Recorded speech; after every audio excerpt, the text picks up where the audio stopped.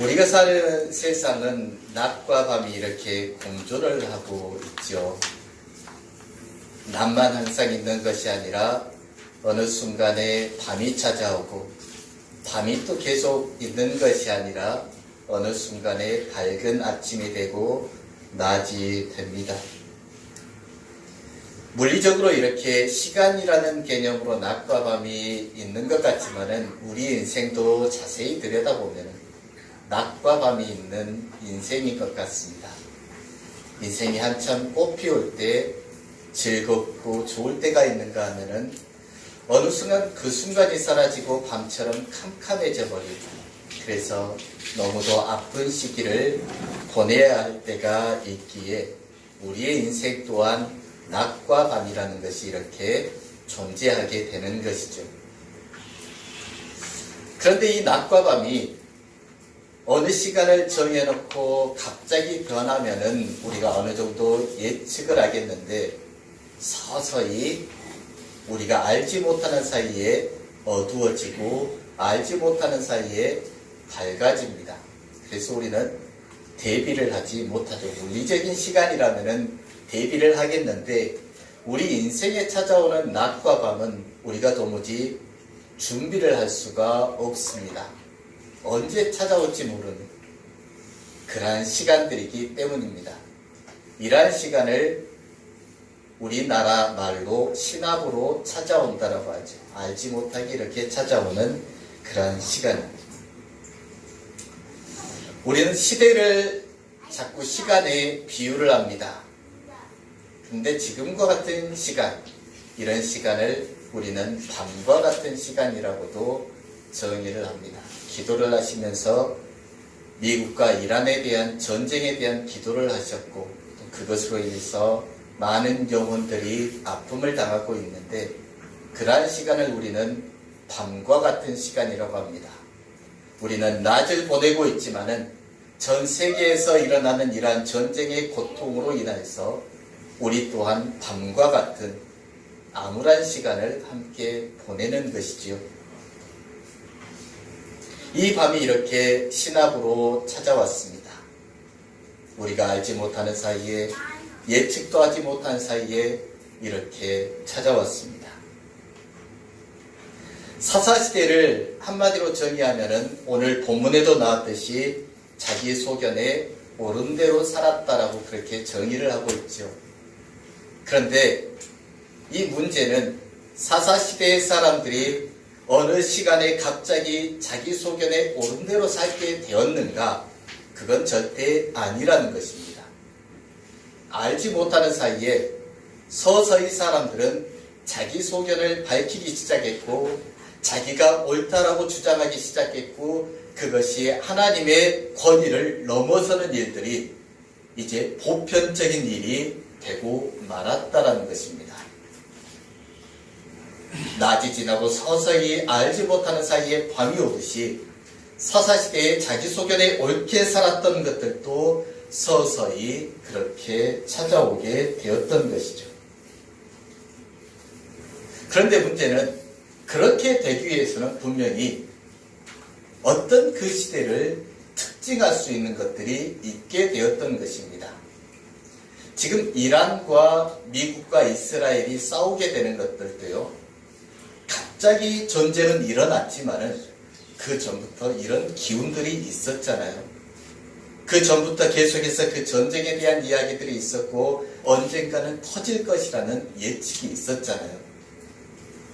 그랬듯이 이 사사시대도 마찬가지였습니다.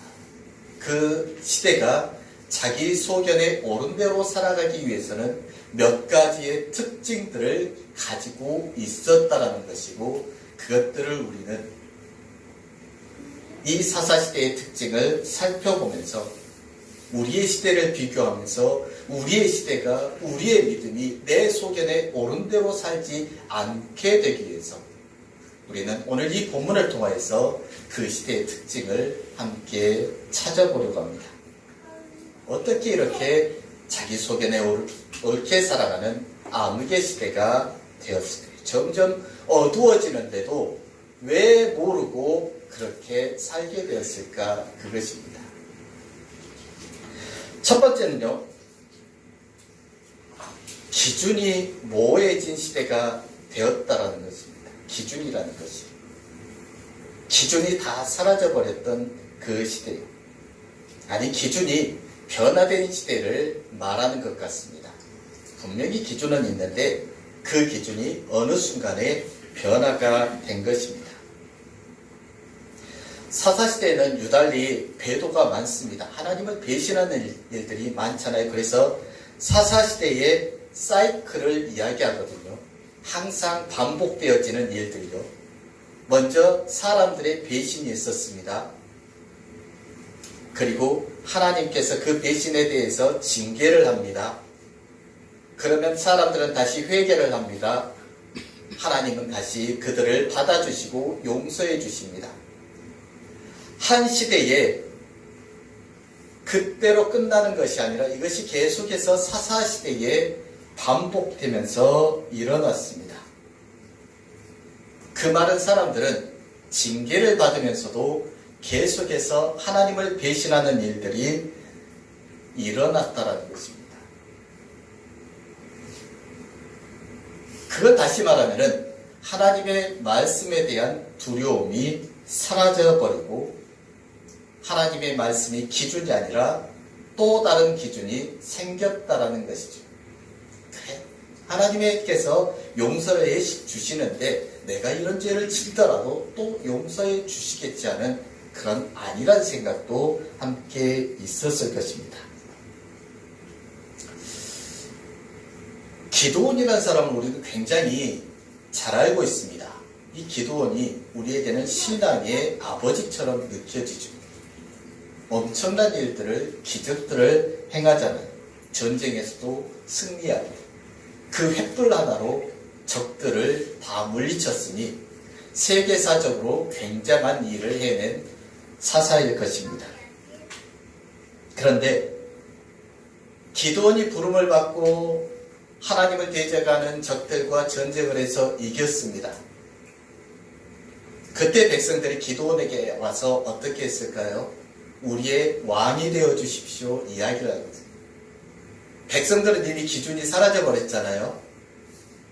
이미 그들에게는 하나님이 왕이신데 우리의 왕이 되어 주십시오. 우리의 기준이 되어 주십시오. 이렇게 이야기하거든요. 그러자 기드온은 뭐라고 했을까요? 나는 왕이 될 수 없습니다. 굉장히 믿음이 좋은 것 같죠. 이 정도 되면 와, 저 사람 명예도 별로 좋아하지 않고 오직 하나님만을 섬기는 사람이구나 이렇게 생각했을 것입니다. 그런데 그 아들을 낳았습니다. 그 아들의 이름이 누굴까요? 아비멜렉입니다. 물론 홍 목사님을 통해서 그 이름의 뜻을 들었겠지만은 아비멜렉이라는 이름의 뜻이 뭐냐면은 네 아비는 왕이다라는 의미입니다. 아비라는 것은 우리나라랑 거의 비슷하죠. 아버지라는 뜻이거든요. 멜렉은 히브리어로 왕이라는 의미입니다. 그러니까 기드온이 아들을 낳았고요. 그 아들의 이름을 뭐라고 했냐면은 그냥 별명이라고 여기면 모르겠는데 이름이 그렇습니다. 네 아비가 왕이다. 내 아버지는 이제 왕이다라는 의미거든요. 참 대단하죠. 그리고 이 기드온은요, 자기 고향에다가 금 예봇을 만들어 놓습니다. 사람들에게 그것을 경배할 수 있도록. 그러니까 그 기드온의 고향을 중심으로 해서 하나님을 대신해서 예배하고 이것이 하나님이라고 말할 수 있는 새로운 우상이 만들어져 버린 것이죠. 기드온이 믿음이 좋은 것 같은데 기준이 이렇게 바뀌어버렸습니다. 하나님이 왕이었다가 내 아비가 왕이다라고 하는 그 아들 이름까지 만들어내고 금예봇 신상을 만들 정도로 기드온마저도 기준이 사라져버린 그러한 사람이 된 것이죠. 이러한 기준이 사라져버리니까 또 어떤 일이 일어나냐면요. 오늘 이제 본문의 말씀이거든요. 본문의 말씀을 보면은 미가라는 사람이 나옵니다. 그런데 이 미가라는 사람이 어머니가 이제 미가의 어머니가 집에다 애지중지 갖다 놓은 돈을 잃어버렸어요. 훔쳐간 것이죠. 은 1100세겔을 잃어버렸습니다. 그런데 성경을 이렇게 보니까 아들이 가져간 것 같아요. 그렇잖아요. 어머니가 돈을 잃어버렸으니까, 이제 잃어버렸으니까 도둑이 들어왔구나. 그러면 어떻게 합니까? 가져간 사람에 대해서 모욕을 하고 저주를 하게 되잖아요. 우리도 그렇잖아요. 길 가다가 핸드폰을 잃어버렸는데 주인을 찾아주질 않아요. 그러면 어떻게 합니까? 아, 그 주소 사람 잘 사라고 합니까? 가다가 확 넘어져라. 좀 수다되면은 그렇지만은 저주를 합니다. 그러니까 그 아들이 어머니가 그 돈 때문에 저주하는 소리를 들어요. 그래서 어머니에게 와요. 내가 그 저주를 들었는데 어머니 실은 제가 가져갔습니다. 여기 돈이 있습니다 하잖아요. 지금 성경 내용이 그렇거든요. 그러면은 여러분 같으면 어떻겠습니까? 아들이 엄마 지갑에서 돈을 한두 푼도 아니고 어마어마한 돈을 훔쳤어요. 그런데 그거 훔쳤다고 가져왔어요. 그러면은 혼내야 돼요. 다시는 그 짓을 못하게 혼내야 돼요. 엄마가 마음 졸이면서 걱정하면서 짓지 않아도 될 저주의 죄를 내가 지으면서 이렇게 했는데 너가 그렇게 편하게 있었냐? 다시는 그러지 마라. 혼내야 되거든. 그런데 이 엄마가 어쨌냐면요. 아이고 잘했다. 내가 너를 위해서 그 돈을 주고 신상을 만들어야 되겠다. 이게 엄마의 모습이었어요. 하나님의 말씀대로라면은 그 아이는 징계를 받아야 돼요. 다시는 그런 짓 못하게 만들어야 돼요. 하나님께서 주신 십계명에 분명히 도둑질 하지 말라라고 했어요. 거기에 대해서 아들에게 교훈해야 돼요. 그런데 아이고 잘했다 그래요. 그것뿐만이에요. 너를 위해서 내가 우상, 네 행위를 보니까 정말 정직하구나. 너를 위해서 우상이라도 하나 만들어야 되겠다. 신상을 만들어야 되겠다. 신상을 만들어요. 이게 그때 당시의 이야기라니까요. 오늘 본문의 이야기. 기준이 사라져버렸어요. 자기 눈에 보는 대로 좋은 대로 이야기해요. 자기가 기준이 된 거예요. 엄마 눈에서 보니까 자식이 얼마나 아까워요. 내 자식은 도둑질할 아이도 아니고 정말 심성이 고무 아이라고 그렇게 이야기하잖아요. 다들 그러잖아요. 실상 나가면은 말썽을 부리잖아요. 그럼에도 불구하고 잘했다 하잖아요. 엄마 눈에 보기에 좋으니까 다른 사람 눈에도 보기 좋은 거예요. 기준이 이렇게 사라져버렸잖아요. 거기에 미가의 엄마가 이제 신상을 만들어 놨어요. 그러다가 신상만 만들어 놓으면은 폼이 안 나니까 거기에다가 레인을 데려다 제사장까지 세워놔요. 하나님께서 어떠한 우상도 만들지 말라고 했는데 우상을 만들어 놓고 하나님을 섬겨야 될 사람을 데려다가 제사장까지 시켜놨네요. 어마어마한 일들이 일어났잖아요. 그래도 또 이상한 이야기가 또 나와요. 이 다음 이야기가 나오는데 한 레인이 있어요. 레인은 굉장히 거룩하고 정결한 사람이잖아요. 하나님만 섬겨야 될 사람이에요. 나시린보다도 더 어마어마한 정결함이 요구되는 사람들이 레인이잖아요. 그런데 이 사람이 첩을 뒀대요. 말이 되겠어요? 여러분 목사가 첩을 둔다라면 여러분 용서하겠습니까? 그런데 레인이 첩을 뒀네요. 이 첩하고 같이 가는데 베냐민 땅에 갔다가 베냐민 지파에게 잡혀가지고 두들겨 맞고 여자 첩은 강간을 당했습니다. 그러다 죽었죠. 대부분의 범죄가 그 죄를 감추기 위해서 살인까지 하잖아요. 그런데 이 레인이 더 기가 막힌 일을 합니다. 자기의 죄를 발견하는 게 우선 아닐까요? 아, 내가 하나님께서 옳지 않은 일들을 내가 행하였기에 이런 벌을 받게 되는구나. 그런데 이 레위는요, 그 여자의 시신을 나눠요. 토막을 내요. 이스라엘 각 지파마다 보내서요, 내 첩이 베냐민 지파에게 이런 일을 당해서 죽었다. 와서 복수해 주라고요. 참 웃기죠. 레인이 그런 짓을 했어요. 그러다 보니까 이스라엘 지파들이 화가 났어요. 아, 이거 안 되겠다. 베냐민 지파 이대로 두면은 나중에는 우리 이스라엘 전체를 다 욕먹일 지파가 되겠구나 해서 우르르 몰려와요.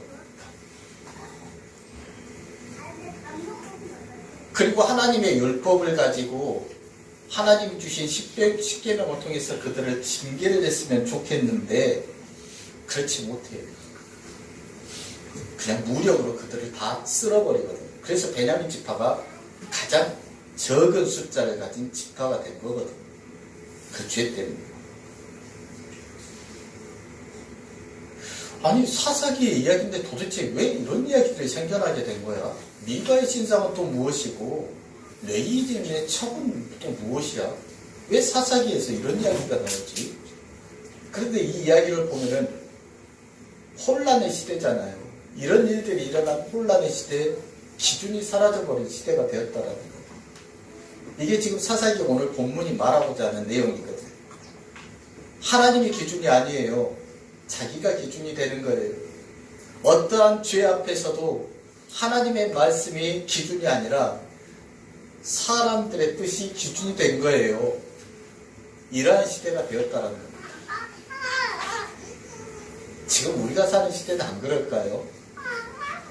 여러분은 안 그럴 것 같습니까? 믿는 그리스도인들이 하나님 말씀이 기준이 된 적이 있을까요? 여러분의 삶에서 그런 적이 있어요? 항상 우리는요, 내 자녀의 교육만 보더라도 그렇습니다. 목사도 그래요. 내 소견에 옳은 대로 끌고 가려고 해요. 자기 소견에 옳은 대로 끌고 가려고 하거든요.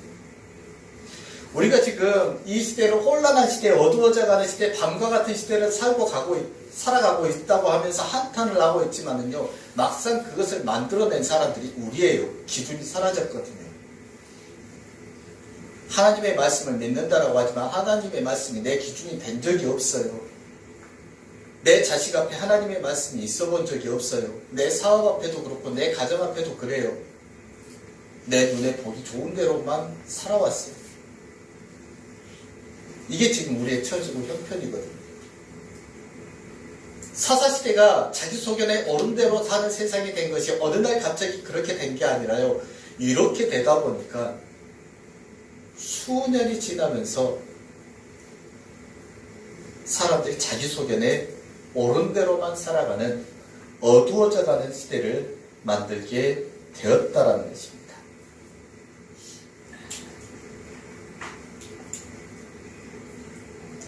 가만히 보면은요, 이 사사시대에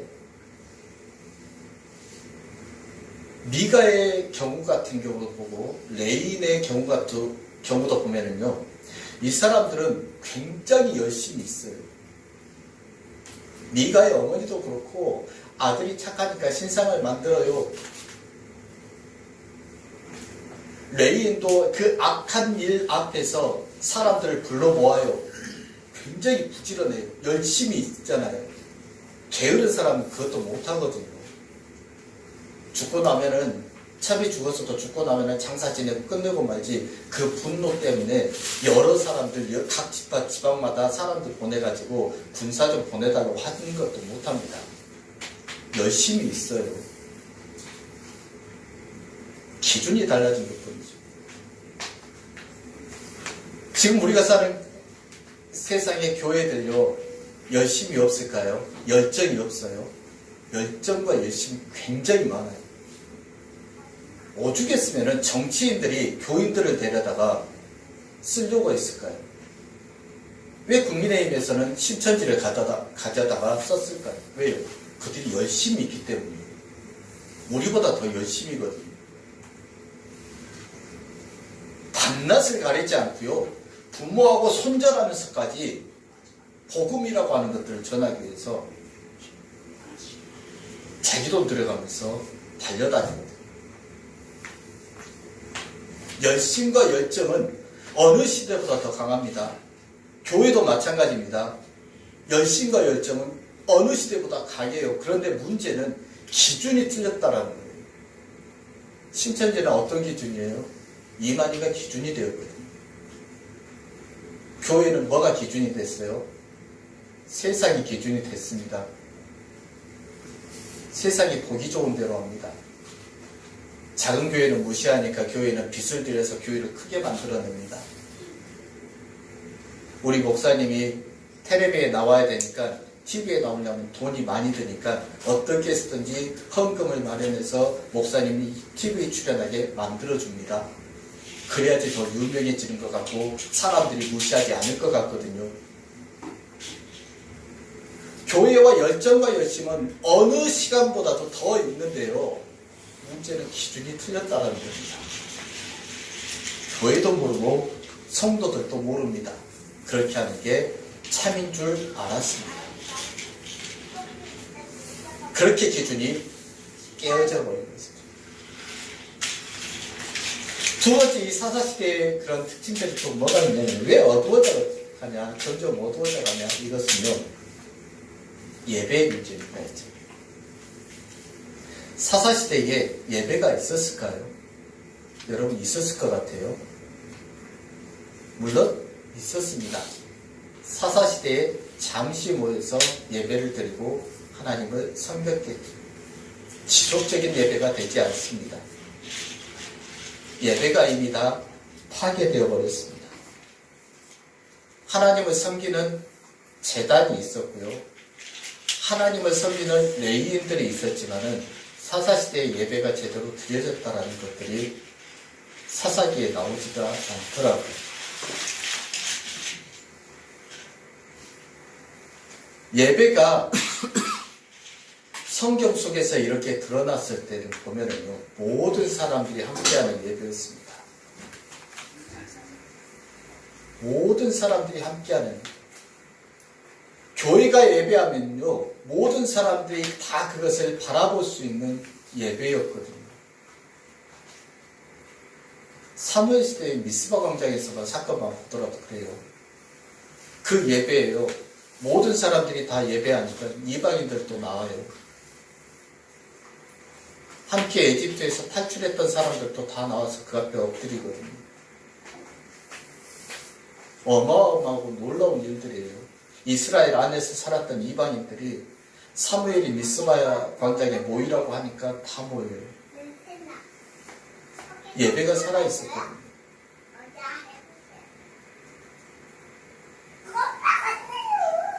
그런데 이 사사시대에는요, 사사들이 적들을 물리치는 일들을 참 열심히 했습니다. 그런데 예배가 없어져 버렸어요.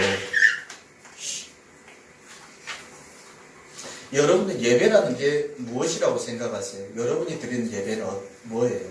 하나님께 드리는 제사일까요? 예배를 통해서 여러분은 무엇을 얻고 싶으세요? 소원 성취를 얻고 싶으세요? 예배를 통하여서 여러분은 부와 명예를, 그리고 내 어려운 일들이 다 해결되는 것을 원하세요? 예배는요, 하나님께서 우리에게 예배를 허락하신 것은 회복입니다. 저는 그래요. 예배를 드리지 않는 사람들과 예배를 드리는 사람의 차이가 어디에 있냐고 그렇게 물어보면요, 여러분께서 다른 말을 하실 수도 있지만은 이제 본인들이 경험한 것들이 있기 때문에 저는 그래요. 일어설 수 있는 힘을 주시는 거예요. 교회 다닌다고 해서 어려운 일이 없나요? 교회 다닌다고 해서 도둑이 우리 집 안 털어요? 교회 다닌다고 해서 저는 차 사고 안 날까요? 차 사고 나요. 교회 다닌다고 해서 암 안 걸려요? 다 걸려요. 그러함에도 불구하고 예배하고 나면은 우리는 그것을 통해서 하나님의 위로를 받거든요. 회복해 주시거든요. 더 큰 은혜를 주셔서 암이 나을 수도 있고, 그렇지만은요, 문제는 내가 거기에서 낙심하지 않고 다시 일어설 수 있는 힘을 주시는 거예요. 그리스도인들은요, 그래서 새벽에 예배를 드리면 다시 그 새벽부터 회복기에 힘을 얻습니다. 어제 아무리 좋지 않은 일이 있더라도요, 아픈 일이 있더라도요, 밤새 펑펑 울었더라도 하나님께 예배하고 나서 하나님께서 우리를 회복시켜 주시거든요. 다시 일어설 수 있는 힘을 주시잖아요. 예배가 그랬거든요. 그때 사사시대는 그게 사라져버렸습니다. 아픈 일들이 참 많이 일어나잖아요. 오늘 제가 잠시 말한 이 베냐민 지파만 하더라도요, 잠시의 그 욕심 때문에 거기에 많은 지파 사람들이 죽잖아요. 그럼 그들이 해야 될 것이 예배거든요. 하나님 앞에 엎드려서 예배하고 울면서 회개해야 되거든요. 그러면 어떻게 해요? 하나님께서 그래, 네가 네 죄를 알고 회개하였으니 내가 다시 너와 함께 하마 그러셨을 거예요. 이 사람들은 그걸로 땡이에요. 끝이에요. 예배가 없어요. 하나님 앞에 엎드린 것이 없어요. 그래서 그들은 항상 작은 숫자를 유지할 수밖에 없습니다. 회복이 사라져버렸잖아요. 그래서 그리스도인들에게 예배는 축복이 될 수밖에 없습니다. 예배를 드리면 모든 것이 만사형통이 되기 때문이 아니에요. 다른 사람들보다 더 빨리 회복이 되는 거예요. 더 빨리 일어설 수 있는 거예요. 아무리 깊이 떨어지더라도요. 하나님께서는 예배하는 자를 다시 불러 일으켜 세울 수 있는 말씀을 우리에게 주시거든요. 그 회복을 예배를 통하여서 하나님께서는 허락하셨다라는 것입니다. 사사시대는 그것이 사라져버렸죠. 그런데 지금 우리가 사는 시대는 또 어쩔까요? 사사시대가 그렇게 점점 어두워져 가고 있잖아요. 그럼 우리 시대는 그런 시대가 아니냐 그것이죠. 교회는 많이 있고 훌륭한 목사님들은 굉장히 많습니다. 그런데 세상은 여전히 어두워져 가요. 왜요? 예배가 사라져가고 있어요, 여러분. 예배가 사라져가고 있습니다. 교인들도 사라져가지만요, 예배가 사라져갑니다. 예배가 성도들의 삶의 중요한 부분을 차지하지 못해요. 예배보다 더 중요한 것들이 생겨났어요. 그러니 교회 안에서도 예배를 드려도 회복이 생겨나지 않습니다. 교회를 다닌다고 하지만은 썬데이 크리스천에게는 회복이 나타나지 않습니다. 예배가 사라져가고 있으니까. 예배보다 더 중요한 것들이 생겨나기 시작했으니까.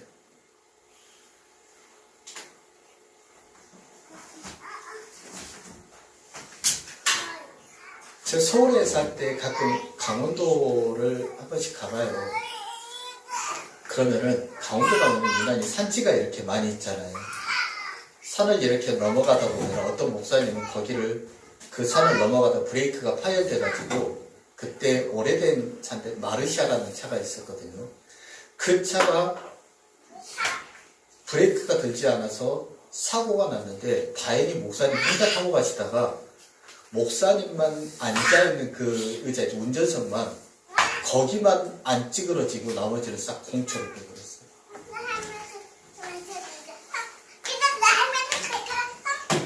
그런데 이 대관령이나 이런 데를 넘어가다 보면은 추락방지턱이라는 게 있습니다. 내리막길 쭉 가다 보면은 길 옆으로 해가지고요, 자갈과 모래를 쫙 깔아놔가지고 언덕처럼 만들어 놓은 게 있어요. 브레이크가 들지 않으면 무조건 그쪽으로 꺾으면은요, 차가 추락하지 않고 거기에 박히게 됩니다. 차는 물론 못 쓸 수도 있지만 사람은 안전하게 되는 거죠. 살 수 있게 되는 거죠.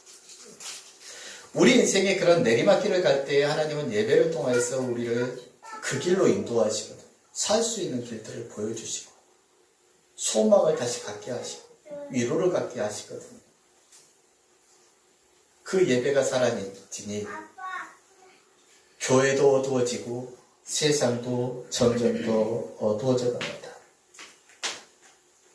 이런 시대를 살고 있다라는 것입니다. 우리가 사는 시대가 사사시대를 지났다라고 해서 우리가 사사시대를 살고 있지 않느냐? 지금도 우리는 여전히 사사시대의 그 어두운 시대를 살아가고 있는 셈이죠. 마지막 세 번째가 뭐냐면 이제는 영향력입니다.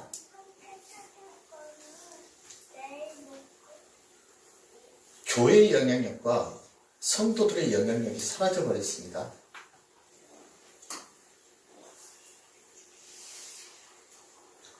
얼마 전에 3.1절이 지났죠. 여러분 잘 아실 거예요. 3.1운동을 대부분의 목사님들이, 교회들이 굉장히 많이 참여했습니다.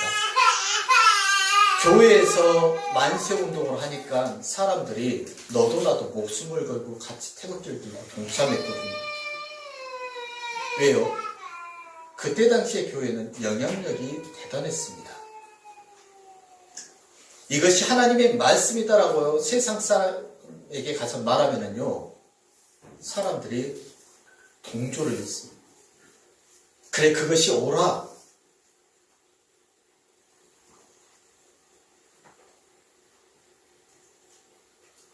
그런데 지금 어떨까요? 엊그제 교회에 대한 신뢰도를 발표했더라고요. 교회에서 행해지는 일들, 교회를 신뢰하느냐? 75점 몇 %가 믿지 않는데요. 교회가 그렇게 되었어요. 교회 신뢰도가 바닥까지 치고 왔습니다. 아무리 그래도요, 교회는 30% 이하였거든요. 제가 작년에 우리 교회에서 설교할 때 그 신뢰도에 대한 이야기를 했습니다. 그때도 한 40% 정도였어요. 그런데 엊그제 보니까 70%, 75%가 넘어가는 거예요. 가장 믿을 만한 하나님을 섬기고 있고 그 말씀을 듣고 있는 사람들이 모여있는 곳이 교회인데요. 사람들은 믿지 않는데요. 그 사람들의 말을 믿지 않고요. 교회가 하는 것들을 절대 믿지 않는답니다. 왜 이런 일들이 있을까요? 그것은요, 교회의 영향력이 사라져버린 것이기도 하겠지만은 성도들의 영향력마저도 사라져버렸습니다. 제가 우리 교회 교인들에게 하는 말이 그것입니다. 우리는 여기 앉아서 드리는 예배가 중요한 것이 아니라 당신들의 집에서 드리는 예배, 당신들이 회사에 가서 드리는 삶, 그것이 예배인가를 걱정해야 될 때입니다. 그렇게 주장합니다. 예배는 거룩하게 드리지만은 나아가면은 그 거룩함이 사라져버리거든요. 교회 와서는 목소리도 굉장히 거룩해지고 행동도 거룩해지고 인자하고 자비한 미소를 띠지만은 집에 가면은 매를 드는 형편입니다. 회사에 가서도 어떨까요? 사람들이 시비를 거면은 같이 얼굴을 붉히며 싸웁니다. 얼마 전에 식당을 갔을 때 제가 그런 말을 들었습니다. 야, 교회 다니는 놈이 그렇게 거짓말하냐? 근데 그 사람은 그냥 웃더라고요. 그렇게 할 수도 있지. 이게 우리 형편입니다. 세상이 그렇게 되니 내가 그렇게 되지 않으면 안 된다라는 것입니다. 세상이 더 힘이 세니 하나님의 말씀 가지고 내가 살아봐야 손해만 본다라는 것이지요.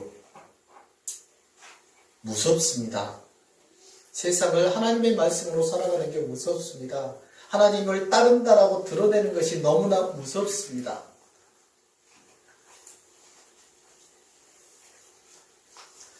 자기가 교회 다니는 것이 드러나면 안 될 것 같아요. 숨기고 다니거든요. 하나님의 말씀을 분명히 교회에서 듣고 읽고 하지만은 그대로 살아내지를 못합니다. 어마어마하게 우리는 시간이 지나면 지날수록 그런 모습들이 사라져야 되는데 더 강해져 가고 있거든요.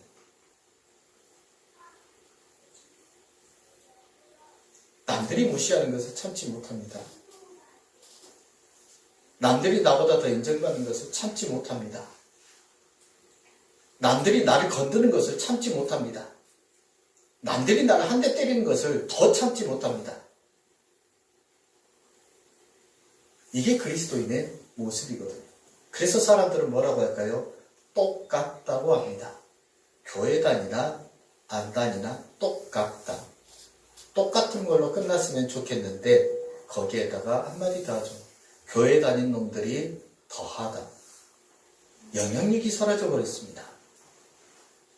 교회는 또 어떨까요? 교회는 지역사회에 어떠한 영향력을 미치고 있을까요?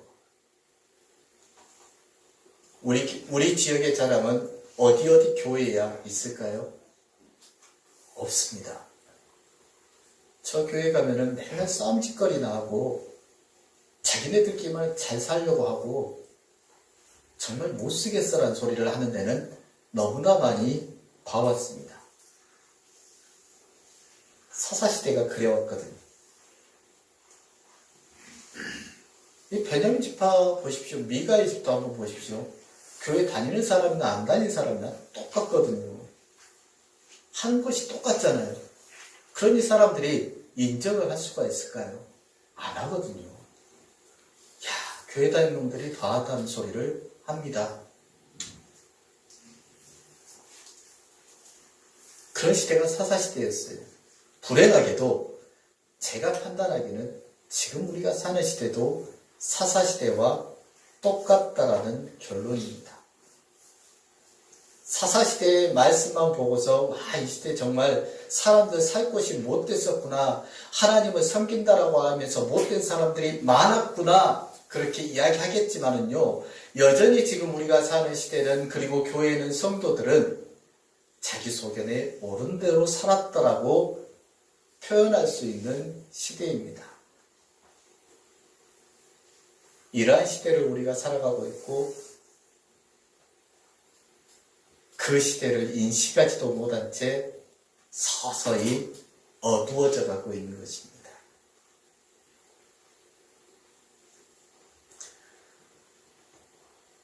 그리스도인들이 가장 힘을 받을 때, 인정을 받을 때라고 해야 될까요? 그때는 섬길 때입니다. 섬기고 봉사하면은 사람들이 정말 뭔가 다르구나. 저희 때는 그랬거든요. 저희 때는 서로 봉사하기 위해서, 서로 섬기기 위해서 마을에서도 적극적이었습니다. 마을에 무슨 일이 있으면요, 교회에서 모든 것들을 다 가지고 가서 그 마을을 도왔어요. 무주에서 전에 사고가 났을 때 저도 그때 달려가서 함께 그 매몰된 사람들을 구하기 위해서 했었는데, 교회들이 그 일을 참 많이 했거든요.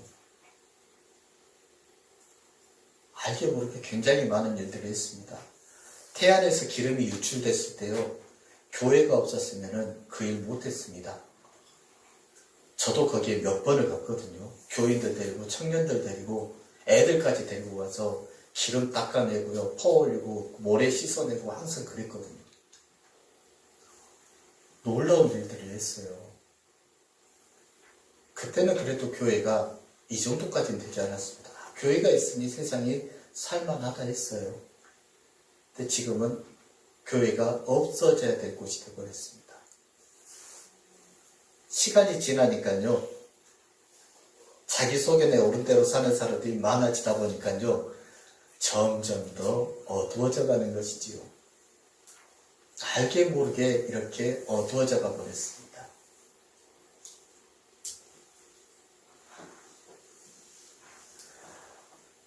무주에 가면은 적상산인가 거기가 있어요. 거기 위에 가면은 큰 저수지가 하나 있거든요. 가보셨는지 모르겠는데, 거기 가면은 큰 저수지가 있고 거기에는 수력발전기가 있는데, 수력발전이 어떻게 되냐면요, 저수지 가운데 구멍을 뚫어가지고 저수지물이 그 구멍을 통해서 떨어지게 만들어요. 근데 떨어지는 깊이가 굉장히 깊더라고요. 보니까 산 꼭대기에서 아래로 떨어지니까. 그런데 거기에서 전력을 어마어마하게 생산해냅니다. 얼마나 높은 데서 얼마나 낮은 데로 떨어지느냐가요, 전력을 생산하는데 굉장히 큰 도움이 돼요. 힘이 되는 거예요. 그리스도인들이 그렇게 살려면 어떻게 돼요? 더 낮아져야 되는 거죠. 낮아지면 더 낮아져야 돼요. 어디가 더 낮은가? 떨어지는 깊이가 깊을수록이요, 떨어지는 높이가 높을수록이요, 그리스도인들은 더 엄청난 에너지를 만들어냅니다. 남들을 등에받고 올라가는 것이 에너지가 아니고요, 그리스도인들은 높은 데서 떨어지는 것을 즐겨할 때 에너지가 생기는 거예요. 그 떨어지면서요, 내 속에 옳다라는 것이 사라지거든요. 그렇게 되었을 때 그리스도인들은 세상 속에 빛이 될 수 있거든요. 어두워져 가는데요, 떨어지는 그리스도인, 낮아지는 그리스도인들이 많으면요, 어두워져 가는 세상에 빛이 생기거든요. 그래서 유명한 말이 있잖아요. 어두움은 빛을 이길 수 없다라는 거. 그리스도인들이 낮아지지를 않으니까요, 같이 어두워져 갑니다. 자기 소견에 옳은 대로 살아가면서요, 그렇게 살다 보니까 세상은 더 어두워져 갑니다. 세상과 똑같이 살다 보니까 세상의 기준이 하나님의 기준보다 더 높다 보니까 그리스도인들은 더 어두워져 갑니다. 세상과 함께 어두워져 갑니다. 너도 나도. 그래서 똑같은 사람이 되어가고 있죠. 그럴 때 우리는 빛이 되기를 소망해야 됩니다. 더 낮아질 수 있을 만큼 낮아지십시오. 더 높은 데서 내가 얼마나 높은 곳에 있는가를 자랑하기보다도 여기에서 어디까지 떨어질 수 있는가를 자랑하십시오.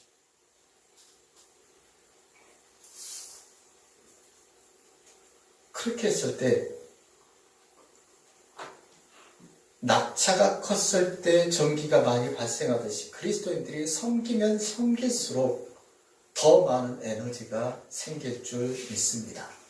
어두워져가는 이 시대에, 자기 소견이 옳은 대로 살아가는 이 시대에, 점점 어두워져가는 이때를 한탄하며 살아가는 것이 아니라 더 낮아짐을 통하여서 빛을 만들어낼 수 있는, 그래서 이 어두운 세상을 밝힐 수 있는 그런 귀한 믿음으로 나아가서 신현교회가 이 일대의 일곡동에 자랑이 될 수 있는, 이 교회가 있어서 참 좋다라는 그 말을 들을 수 있는 그런 복된 교회와 성도들이 될 수 있기를 주님의 이름으로 축원합니다.